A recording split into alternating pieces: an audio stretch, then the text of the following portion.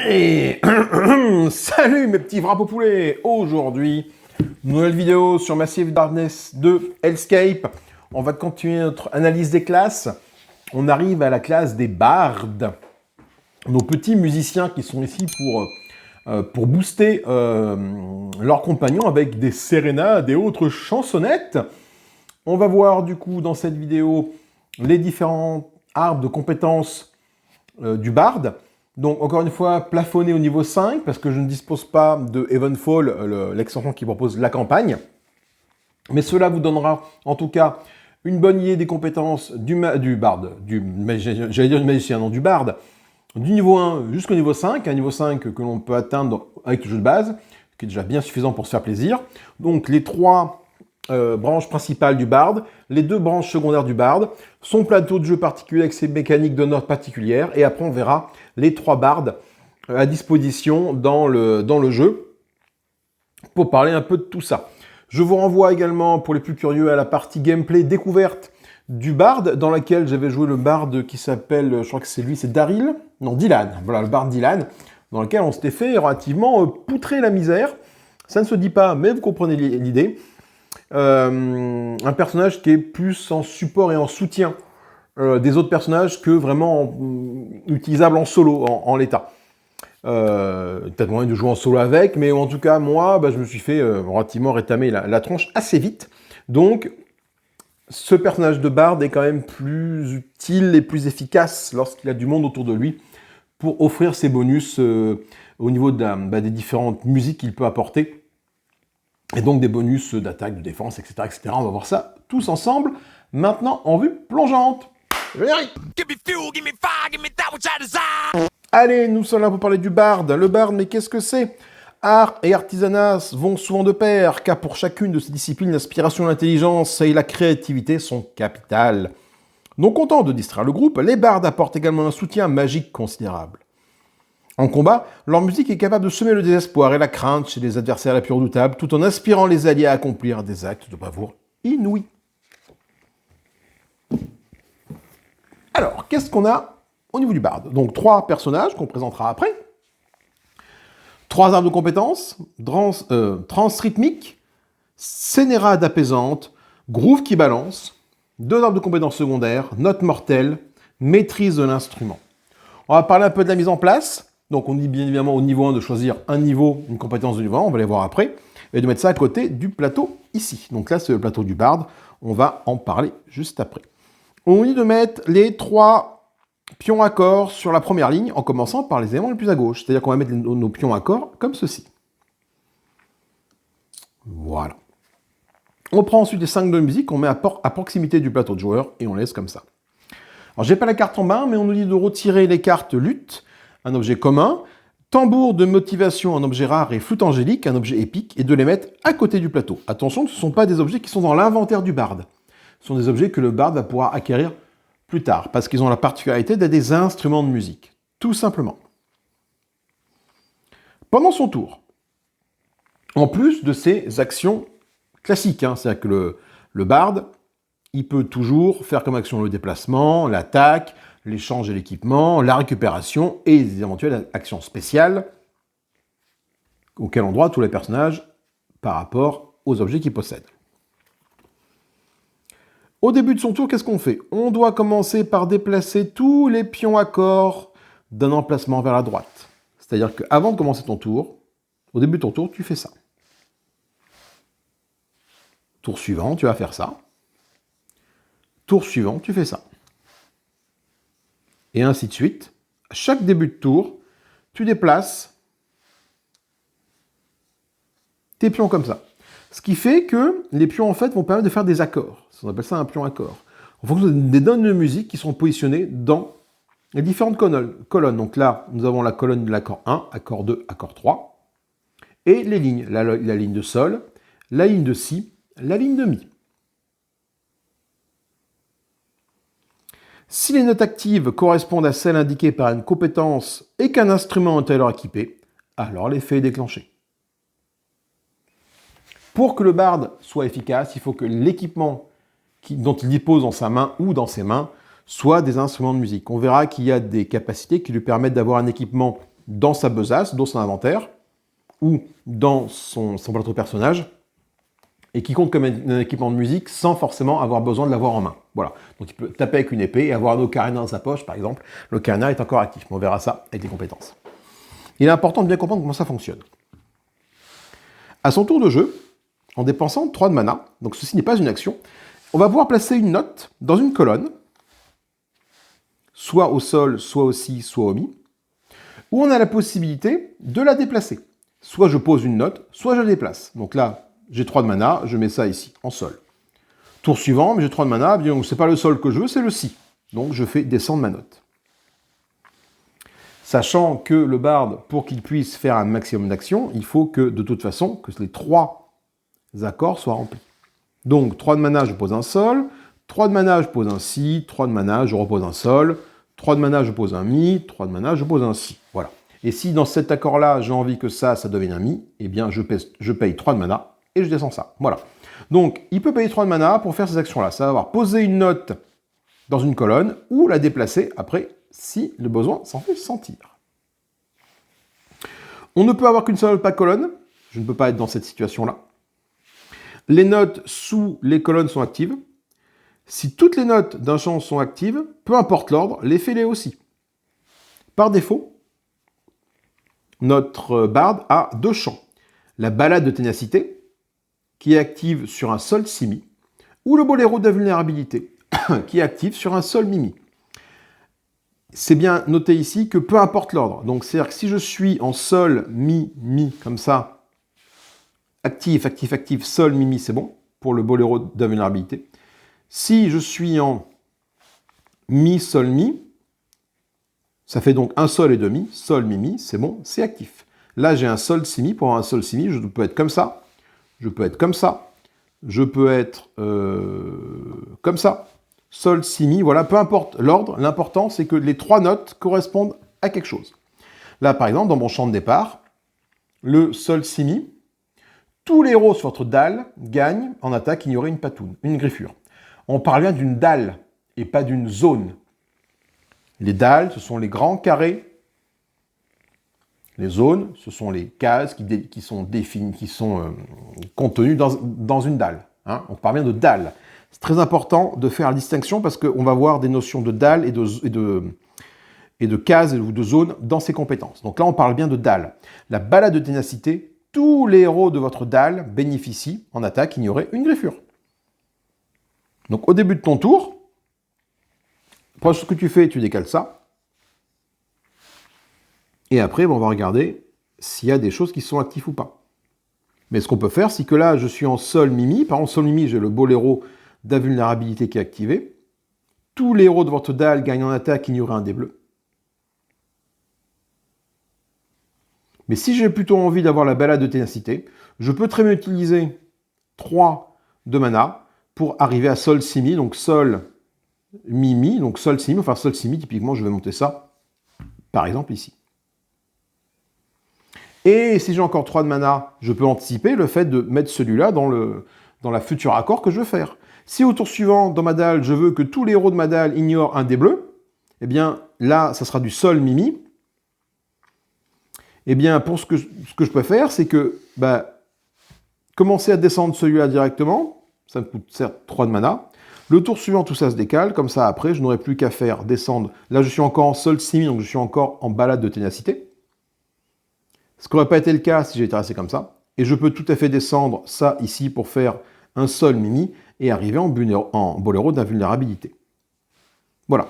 Ce qu'il faut savoir, c'est qu'au début de ton tour, tu déplaces les notes, et ce sont les accords, et ce sont les notes sous les accords qui sont actives. D'accord? Au moment où tu veux t'en servir. Lorsque l'effet est déclenché. D'accord? Donc là, c'est en attaque. Si je suis en sol si-mi en attaque, ça se déclenche. Si je suis en sol mi en attaque, ça se déclenche. C'est pas quand les notes sont déplacées, quand les accords sont déplacés au niveau des notes, que ça s'active. C'est vraiment quand tu vas activer la capacité. Donc rien ne t'empêche d'ici de faire un sol mi-mi, et puis de dire qu'oulala, le monstre que les autres vont combattre au prochain tour, il a plus de chances de faire des griffures que des dés bleus. Eh bien, je vais utiliser 3 de mana pour monter ça ici, par exemple, et faire un sol si-mi. et faire en sorte que, du coup, les attaques ignorent les griffures sous les héros de la dalle. Voilà. Il faut bien comprendre ça. C'est pas au début du tour que tes accords effectivement sont figés, mais pas tes notes. Tu peux modifier tes notes au fur et à mesure de ton tour de jeu comme tu veux, et ça va aller impacter les différents champs actifs en fonction de quand tu vas utiliser telle ou telle arme. Voilà.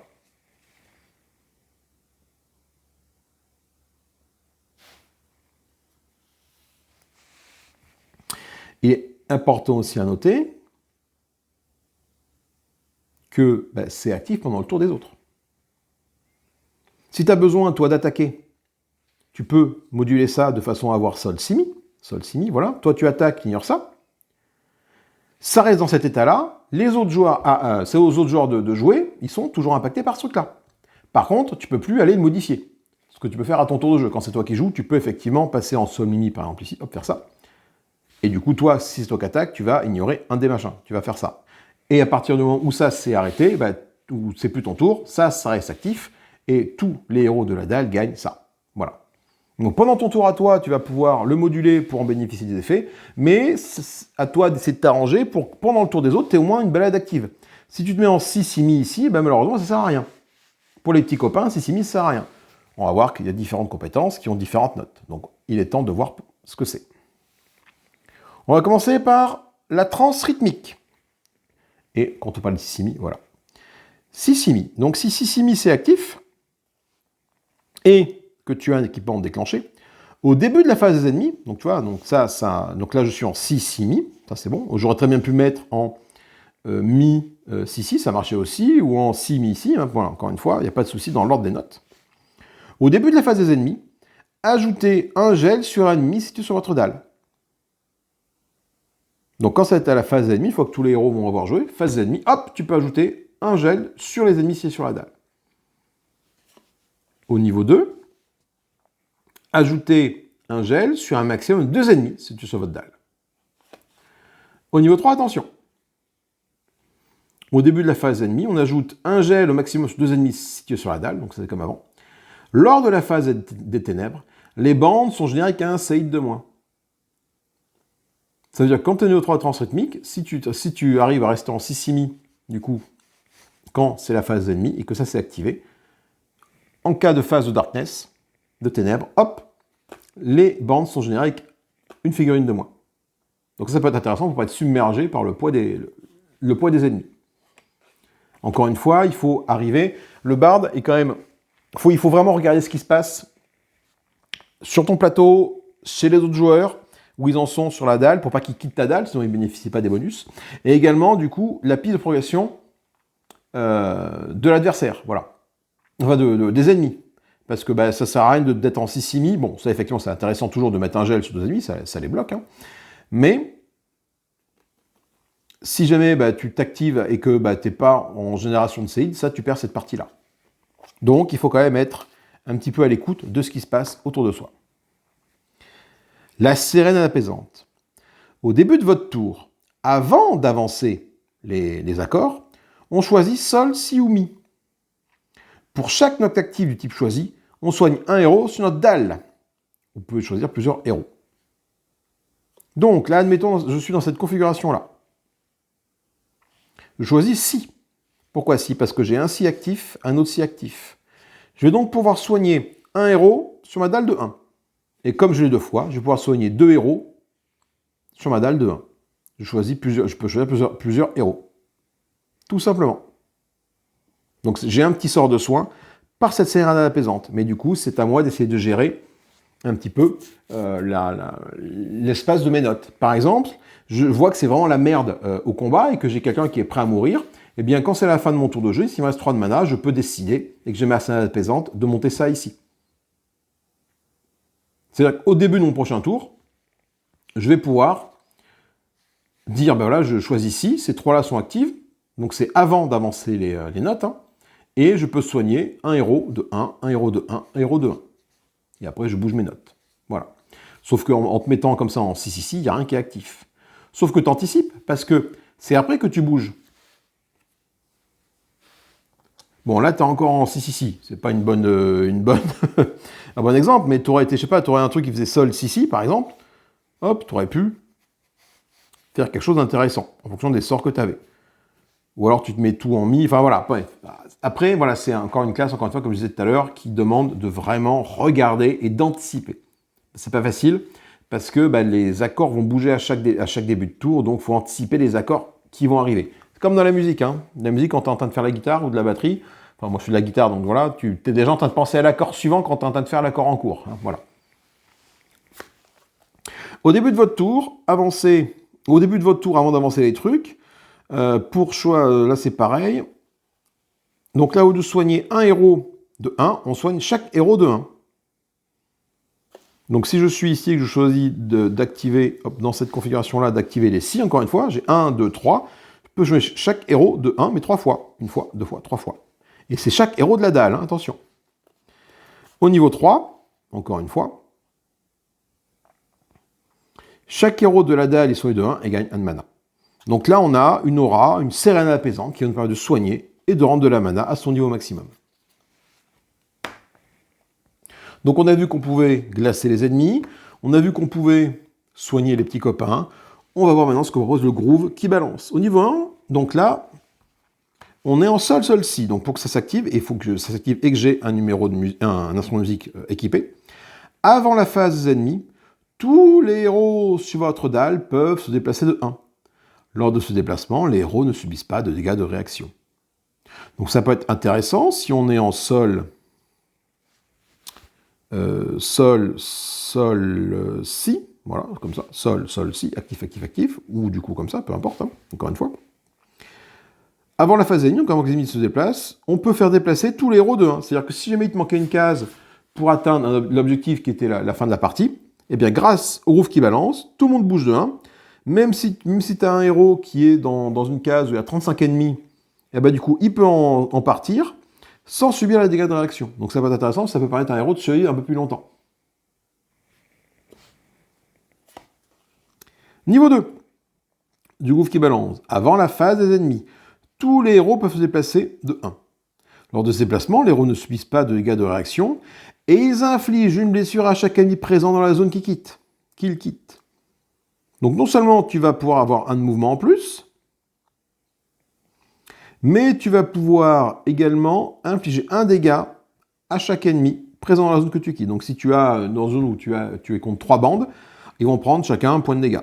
Alors ça peut suffire à les achever, hein. C'est toujours ça de prix. Un monstre errant, ça peut également suffire à l'achever.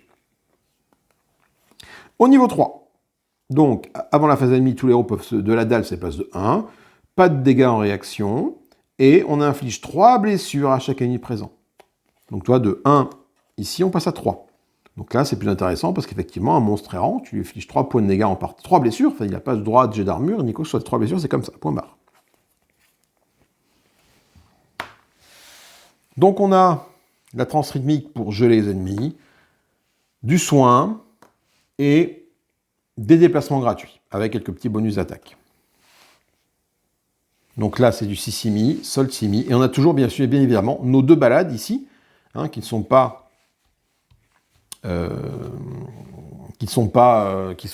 remplacés, comme le magicien où on va remplacer les trucs sur les sorts sur son amulette. Là, ici, c'est directement, c'est toujours actif, ça. Maîtrise de l'instrument. Donc là, c'est une spécialisation, maîtrise de l'instrument, qu'on peut obtenir au niveau 2. On peut s'équiper d'un instrument dans l'emplacement bijou. Si on le fait, il ne procure pas de dés d'attaque. Mais ça veut dire que l'instrument n'a pas à être équipé dans notre arme, dans notre main principale et ou notre main secondaire. Parce qu'il y a je crois qu'il y a peut-être des instruments à 2 mains, je ne sais plus. Ça veut dire qu'on peut continuer à faire nos chants, du groove qui balance, la transe rythmique, et les chants de départ, avec un instrument dans l'emplacement des bijoux. Et on peut avoir une autre arme dans notre main. On peut avoir un bouclier, une épée, une arme à 2 mains, bref, on peut essayer de faire du dégât. Par contre, si on le fait, attention, il ne procure pas de dés d'attaque. Je rappelle, dans ce jeu, si tu as dans chaque main une arme du même type, avec le même nom, bah, tu gagnes les dés de chaque carte d'équipement. Ben là, attention, il ne te donne pas de dés d'attaque, parce qu'il est dans un bijou. Alors du coup, on peut équiper un instrument dans le placement bijou, pas de souci. Si vous le faites, on ne gagne pas des attaques. Par contre, on gagne, lors d'une attaque magique, plus un dé orange. Donc quand on va faire une attaque magique, donc attaque magique, une attaque avec une arme, avec un symbole de baguette qui porte à 0 ou à 1, on a plus un dé orange, parce qu'on maîtrise l'instrument. C'est une très bonne compétence. Ça nous permet du coup de ne pas avoir que l'instrument en main. Après, si en solo, je pense c'est bien, si tu joues à plusieurs, tu peux te permettre de garder ton instrument et éventuellement partir sur une note martèle. Une autre spécialisation de note martèle, donc au début de votre tour, avant d'avancer les petits marqueurs, un peu comme la sérénade apaisante, pour chaque note active différente, cette fois-ci, on va infliger une blessure à un ennemi situé sur votre dalle. J'insiste bien encore une fois, situé sur votre dalle, pas sur votre case ou votre zone, sur votre dalle. On peut cibler plusieurs ennemis, bien évidemment. Là, dans cette configuration-là, j'ai une active, une active, une active, sol, si, sol. J'ai deux notes différentes. Je vais donc pouvoir faire une blessure à un ennemi deux fois. Si j'avais été comme ça, sol, si, mi, je peux faire du coup non seulement ma balade de ténacité, mais en plus faire en sorte que chaque ennemi, enfin que 3 ennemis du coup prennent une blessure. Au début de votre tour, pour chaque note différente, infligez une blessure à chaque ennemi situé sur votre dalle. Donc là, ça va impacter tous les ennemis situés sur la dalle. Donc il est quand même important de voir et d'anticiper avec le barde pour se positionner sur une dalle qui sera du coup efficace en termes de dégâts. C'est-à-dire que si tu restes dans la dalle où il n'y a plus aucun ennemi, il faut que tu essaies de te déplacer au moins dans une dalle où il y a des ennemis pour que ça, au début de ton tour, ça s'active et que tu fasses un maximum de dégâts. Donc, sérénade apaisante et note mortelle ne vont pas forcément ensemble parce que là, ça demande que les notes actives soient identiques et là, ça demande que les notes actives soient différentes. Après, si tu prends les deux, tu peux pallier à tout cas de figure, mais tu ne te spécialises vraiment pas dans une branche spéciale, quoi. Voilà pour les compétences. Arme principale, transrythmique, sérénade apaisante pour soigner, ça pour impacter les ennemis et les geler, là pour aider les petits copains à se déplacer gratuitement. Maîtrise de l'instrument, on peut avoir notre instrument dans notre emplacement de bijoux et du coup continuer à faire de la musique sans avoir d'instrument dans la main. Et donc taper avec une arme. Ou alors note mortelle, en fonction des notes qu'on a ici, on peut faire des dégâts. Il est temps de voir maintenant nos petits personnages. Donc je vais commencer par Dylan, qu'on avait vu lors de la partie solo. 5 de mana, 5 monies, c'est un barde. Le boléro d'invulnérabilité ignore également un bouclier. C'est-à-dire que le boléro d'invulnérabilité qu'on a par défaut ici, qui dit ignorer un dé bleu, va ignorer un bouclier. Dans les ombres, si on fait le symbole jaune, on choisit soit sol, soit si, soit mi. On ignore un dé pour chaque note active du type choisi. Si je suis dans cette configuration-là, j'ai 2 sols, je choisis sol, donc je peux ignorer 2 dés. Donc typiquement, des dés de défense adverse ou des dés noirs qui m'attaquent, je peux les ignorer. Nous avons Talia, avec son espèce de violoncelle. Talia, la balade de ténacité, ignore également une patoune. Balade de ténacité, en attaque, on ignore une griffe, et là, on ignore une papate. 6 points de mana, 4 points de vie. Dans les ombres, si vos notes actives sont toutes différentes, donc, par exemple comme ça, choisissez une compétence chant non acquise. Elle est considérée comme acquise jusqu'à votre prochain tour. Alors les compétences chant sont des compétences avec des notes. Typiquement, si tu n'as pas acquis transrythmique, eh bien transrythmique peut être avec toi jusqu'à la fin du prochain tour. Et donc tu peux l'utiliser. Si tu as déjà transrythmique et groove qui balance avec Talia, eh bien, tu peux prendre transrythmique de niveau 2. Alors la sérénade, elle, n'est pas un chant. Parce qu'il n'y a pas de notes de musique ici. Voilà.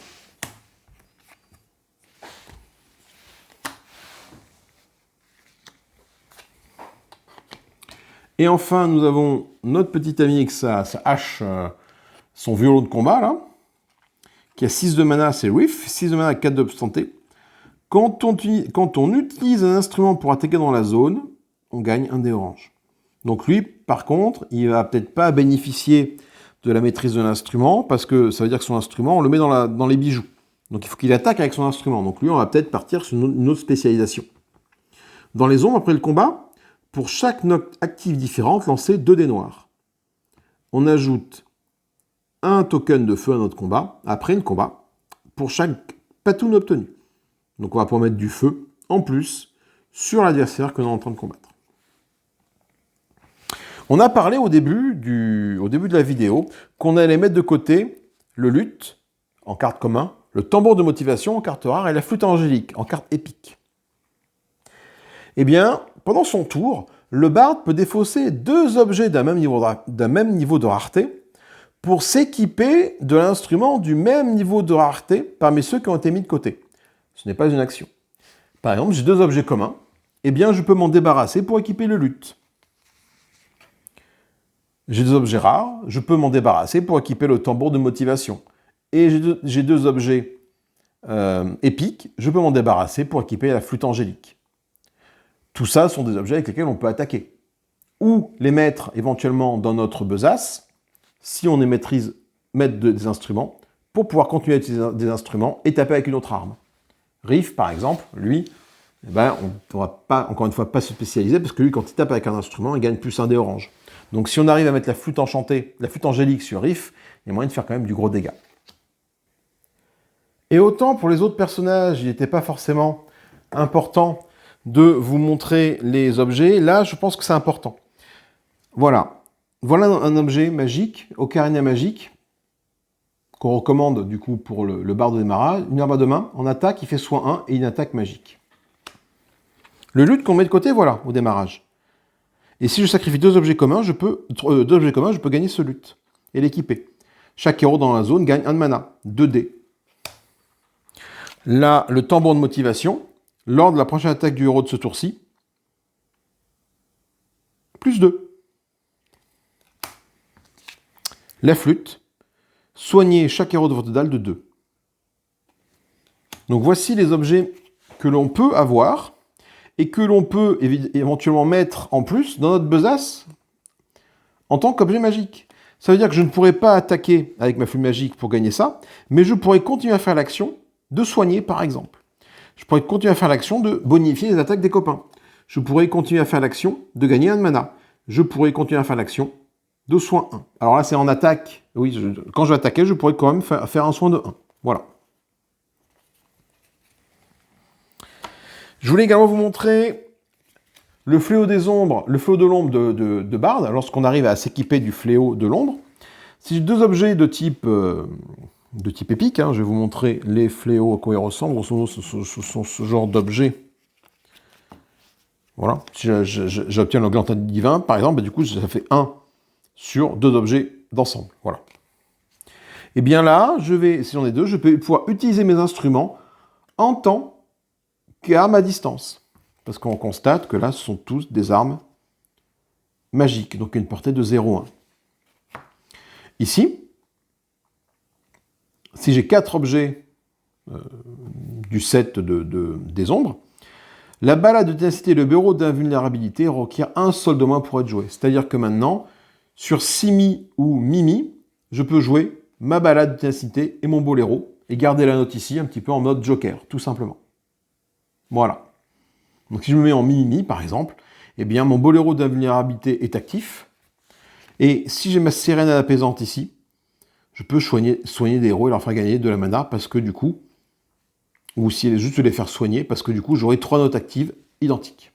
Voilà, c'est ce que je voulais vous montrer pour terminer. Le Bard est un bon personnage de type support, vraiment support. En mode solo, moi je me suis fait rétamer parce que bah, voilà, il n'est pas trop fait pour jouer en solo. Par contre, j'ai pris, c'est mon frère qui avait fait ça, et qui avait pris beaucoup de plaisir à jouer le Bard en mode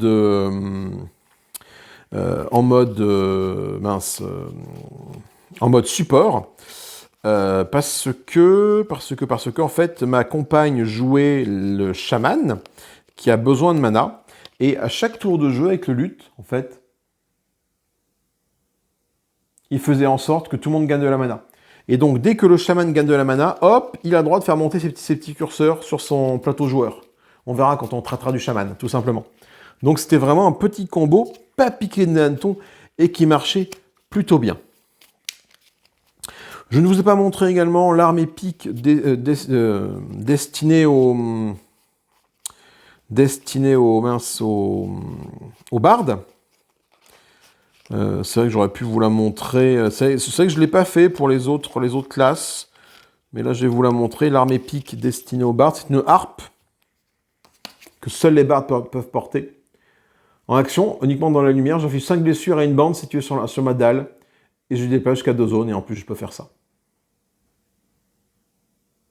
Donc, c'est-à-dire que si jamais je suis maître de l'instrument, ça, je peux le porter en tant que bijou et faire cette action-là. Bon, j'ai pas ça comme dé d'attaque, mais au moins, je peux faire ça. Voilà.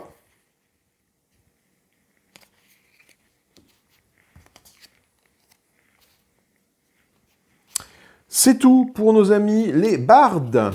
J'espère que la vidéo vous a plu, vous a donné envie de jouer cette classe-là, qui donne pas forcément du rêve comme ça de prime abord, mais qui est quand même sympathique en support. En support, c'est là qu'elle se révèle pleinement comme l'ingénieur finalement, même si l'ingénieur avec son exo-armure a plus de facilité pour jouer solo. Le bard en jeu solo c'est compliqué, peut-être en jouant riff, même s'il n'a que 4 points de vie. Moi j'avais joué Dylan et 5 points de vie, on s'était fait un peu esquinté. Peut-être riff avec ses 6 de mana, 4 points de vie, parce que du coup quand il attaque un instrument, il gagne plus 1 dé quand on attaque dans sa zone, voilà. Donc au corps à corps, c'est moyen de faire plus de dégâts. Et peut-être ça booster ça avec, je ne sais pas, une maîtrise de l'instrument ou des notes mortelles, histoire de faire un maximum de dégâts. Mais c'est une classe de support, encore une fois, au même titre que l'ingénieur. Voilà. Les autres classes, elles peuvent se débrouiller en solo. Le bard et l'ingénieur, c'est plus compliqué. D'ailleurs, ce sont peut-être les 2 parties que j'ai dû perdre, en fait, le bard et l'ingénieur, dans les parties de démo que j'ai faites sur la chaîne. Mais bon, c'est comme ça. En tout cas, n'hésitez pas à me laisser vos commentaires sur cette classe du bard. S'il y a des petites erreurs dans la vidéo, n'hésitez pas également à me les faire remonter. Je rectifierai ça. En attendant, moi, je vous fais des gros bisous. J'espère que ça vous a plu. Amusez-vous bien. Salut, salut, bye bye.